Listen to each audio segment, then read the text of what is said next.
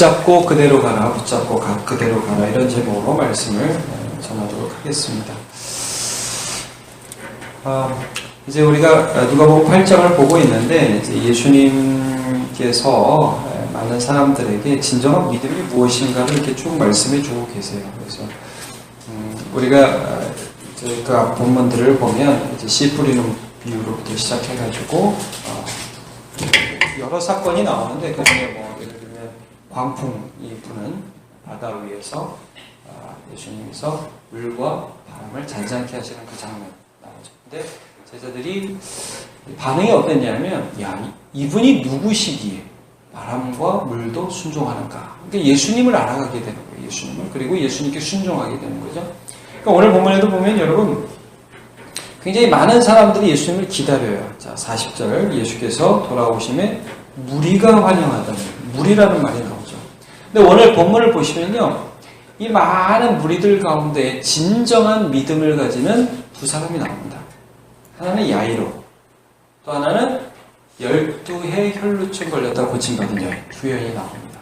그러니까 많은 사람들이 예수님이 병 고치는 것들을 보면서 예수님 대단하다, 나도 고침받고 싶다는 데로 나아갑니다. 근데 그게 진정한 믿음인가? 진정한 믿음과 무리는 어떻게 다른가? 오늘 우리 좀 더 자세히 살펴봤으면 좋겠습니다. 자, 내용인즉슨, 오늘 본문에 나오는 내용인즉슨 이렇게 간단하게 정리하면 이런 겁니다. 야이로라는 회당장이 있습니다. 그 당시에는 이제 회당이라는 것이 있어서 유대인들이 모여서 안식일에 성경도 읽고 모임도 가지고 그런 회당이 있었는데, 거기에 대표가 회당장입니다. 뭐 지역의 어른이 그런 역할을 하죠.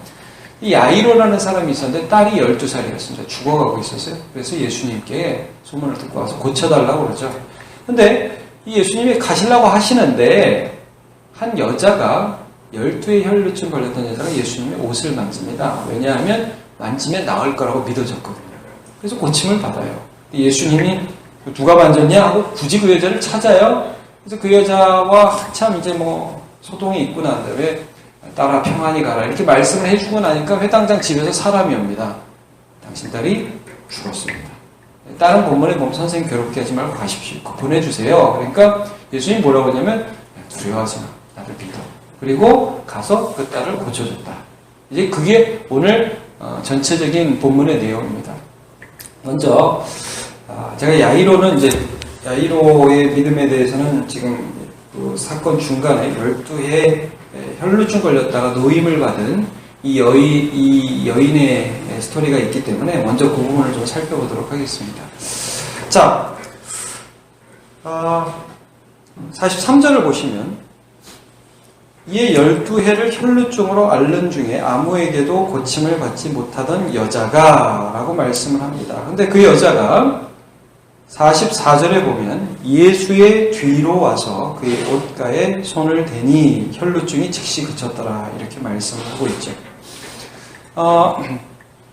혈루증은 몸에서 피가 나는 병입니다.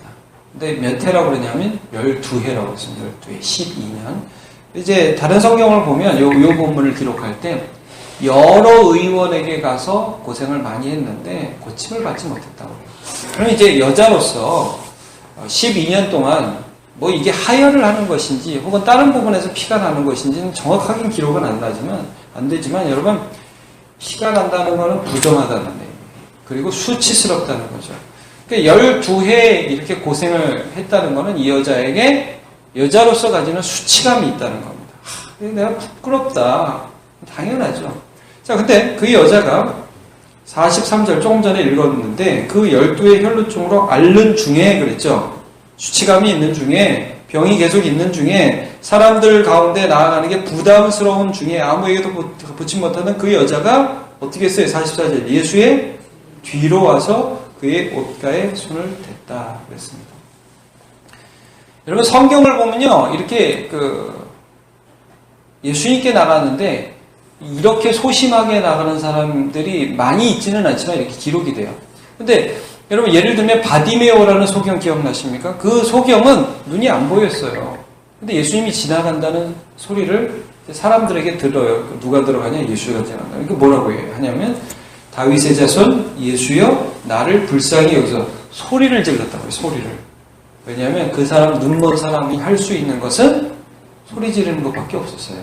자, 이 여인은 담대히 나아가서 예수님 저 혈루증으로 12년 고생하고 있어요. 도와주세요. 라고 말을 할 수 있는 용기가 없죠. 자, 이 여인이 할 수 있는 건 뭡니까? 조용히 뒤로 가서 만지는 것. 이게 이 여인이 할 수 있는 최선의 믿음이었습니다. 그러니까 여러분, 사실은 이 여인도 예수님에 대한 소문을 들었겠죠. 그분께 나가면 낫는다.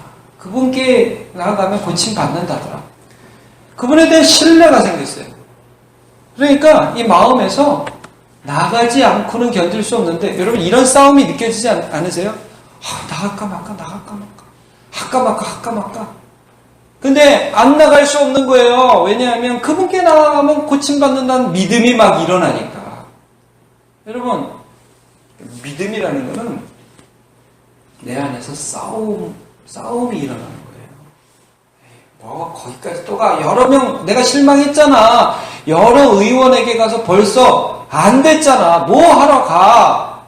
이런 마음과 그래도 가야지. 그분께 가면 될 것 같아. 그래서 뒤로 가가지고 이 여인이 할 수 있는 최선이 옷가를 만지는 거예요. 예수님이 이걸 칭찬하셨어요. 그냥 가실 수도 있었어요. 나구나. 일단 믿음대로. 근데 그 여인은 굳이 칭찬하십니다. 그 누구냐? 그러니까 그 여자가 나와가지고 제가 그랬습니다. 죄송합니다. 죄진 마음이죠. 그것도 수치감이죠. 그러니까 그 수치감 풀어주시잖아요. 따라 내 믿음이 너를 낫게 했으니까 평안히 가라. 여러분, 히브리서 4장에 보면 이런 말씀 있죠. 제가 4장 16절을 읽을게요. 그러므로 우리는 긍휼하심을 받고 때를 따라 돕는 은혜를 얻기 위하여 은혜의 보좌 앞에 담대히 나아갈 것입니다. 여러분, 담대함이 무엇이냐 하면 목소리 큰 게 담대함이 아닙니다. 담대함이라는 게요, 사람 앞에서 이야 이래야 담대함이 아닙니다. 여러분, 뒤로 가서 손만 만져도 그게 담대함입니다. 왜냐? 내 안에 있는 연약함, 하기 싫다, 못한다, 이거를 뚫기 위해서 그 여자는 기를 쓰고 용을 써서 뒤에서 예수님의 옷을 잡는 겁니다. 여러분, 때로는 우리 기도가 유창하지 않고 때로는 우리의 모습이 대단하지 않아도 여러분 신음소리라도 주님을 향하여 내시기를 바랍니다. 그게 주님이 원하시는 담대함입니다. 믿음이란 말이에요. 믿음. 남들이 볼 때는 아무것도 아닌데 주님은 그 믿음을 인정하시고 보신다. 주님이 주신 믿음입니다. 자, 그 다음에 야이로 잠깐 볼게요. 이 야이로 보면 12살 난 딸이 죽어갑니다. 이게 안 갈 수가 없겠죠. 엎드려가지고요, 주님 좀 와주세요 라고 고백을 합니다. 근데 예수님이 지체를 하잖아요. 여러분, 사실 야이로가 지금 보고 있는데 딸이 막 죽어가고 있어요. 근데 어떤 여자가 와서 뒤에서 옷가를 손을 만졌는지 안 만졌는지 그거 별 관심 없어요. 야이로는 예수님 대충 끝내고 빨리 갑시다. 안 그렇겠습니까? 딸이 죽어가는데 지금 자꾸 길에서 예수님이 그 여자 누구냐 막 그러니까, 아니 지금 미는데 누군지 어떻게 해야 돼? 제자들이 이렇게 막 실갱이가 벌어지고 한참 있다 그 여자가 나와가지고 제가 잘못했습니다. 그런데 네 믿음이 널 구원했다. 아니 이게 야이로에겐 별 관심이 없다고 해. 지금 빨리 가야 된다고. 집에 가서 우리 딸을 고쳐줘야 되는데 자꾸 지체하잖아요.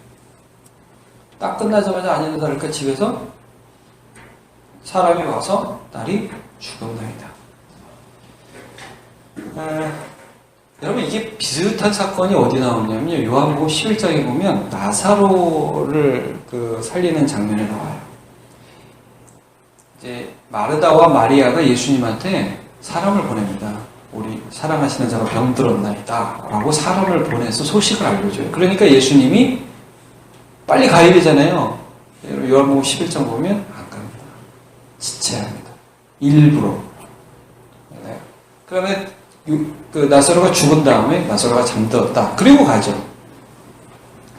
가가지고 예수님이 마르다 마리아 딱 만나고 나서 여러 가지 말씀하시죠. 나는 부활이요 생명이, 나를 믿는 자는 죽어도 살겠고 살아서 나를 믿는 자는 영원히 죽지 않으니 내가 이것을 믿느냐? 네, 아멘. 믿습니다.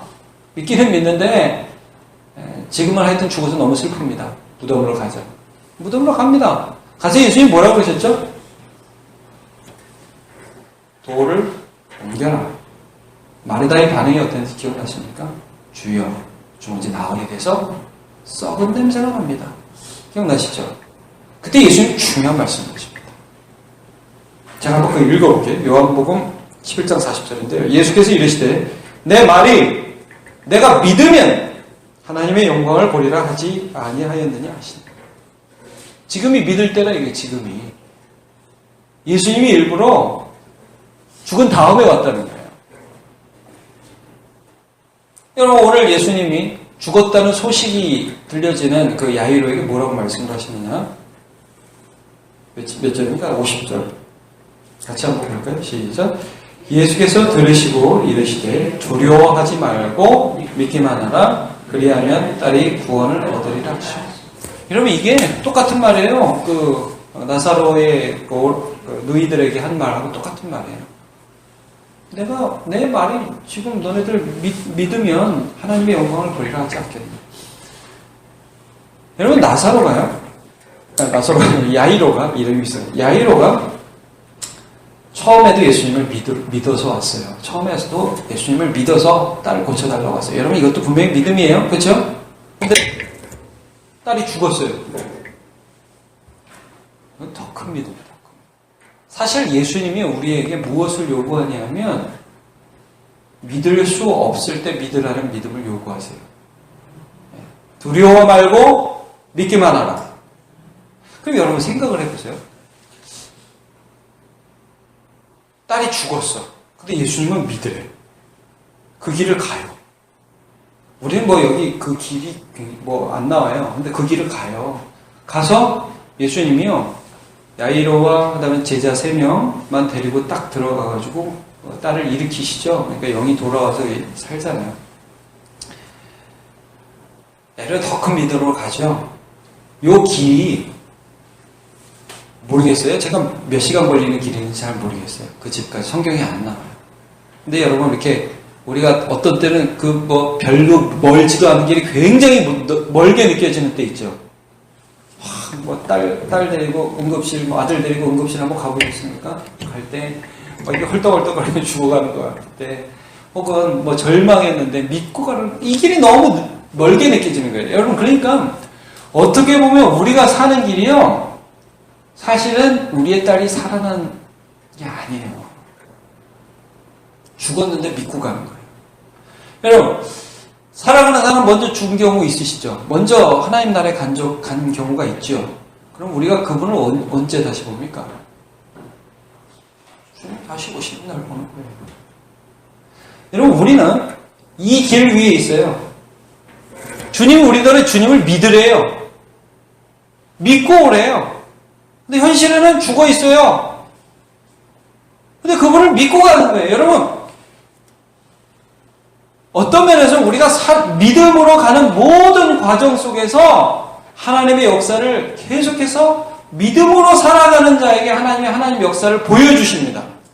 그리고 그 역사의 최종적인 응답은 어디서 오느냐? 주님 재림으로 오는 겁니다. 주 예수께서 다시 오실 때에 내 모든 눈물이 거기서 다 씻겨나가고 내 모든 아픔들이 다 치유받는 것이 주님 재림 때에 완전히 이루어지는 것입니다. 여러분 그게 믿어지십니까? 네. 야이로가 지금 가고 있는 그 길이 예수님께서 우리에게 야 두려워 말고 믿기만 하라 이렇게 말씀해 주는 그 말씀을 믿고 가는 그 길이, 야이로의 그 길이 우리의 길이라는 거예요. 아브라함이 뭐라고 그래요? 아브라함의 믿음에 대해서 로마서 4장에 아브라함이 바랄 수 없는 중에 바랬다, 믿을 수 없는 중에 믿었다. 믿음입니다. 믿음. 오늘 우리 주변에 뭐 기도만 딱 하면 뭐 탁탁탁 일어나고 뭐 병이 탁탁탁 낫고, 물론 하나님께서 낫게도 해주시고 일어나게도 해주시지만 내가 원하는데 내가 원하는 방법으로 되지는 않습니다. 그러나 여러분 주님을 믿고 가시기를 축복합니다. 오늘 두 가지를 나눴습니다. 하나는 담대합니다. 뭐냐? 내가 목소리를 못 내요. 귀에 가서 이렇게 만지기만 하는 거예요. 근데 그게 믿음이라. 내 안에 별의별 싸움이 있다고 주님이 그걸 아세요. 그게 믿음이라는 거예요.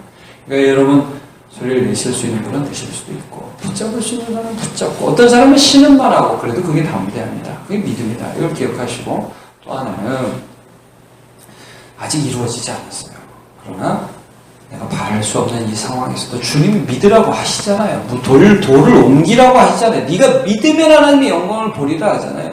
그 다음에 보는 거예요. 믿음에서 믿음에 이르는 것입니다. 그들을 경험하는 그 길 위에서 주님을 믿고 가시길 축복합니다.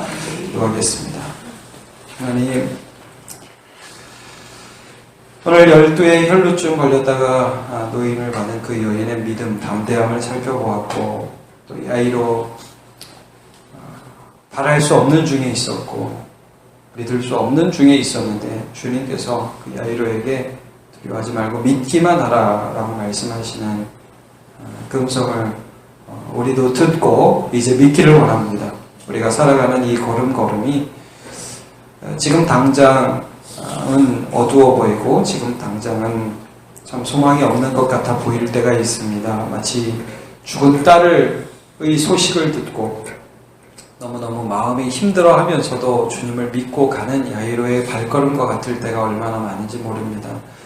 하나님, 오늘 주님을 믿을 수 있도록 은혜를 내려 주시옵소서.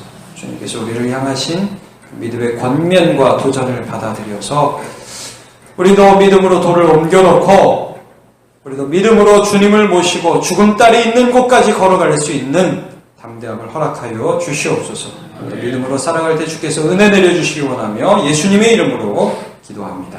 아멘.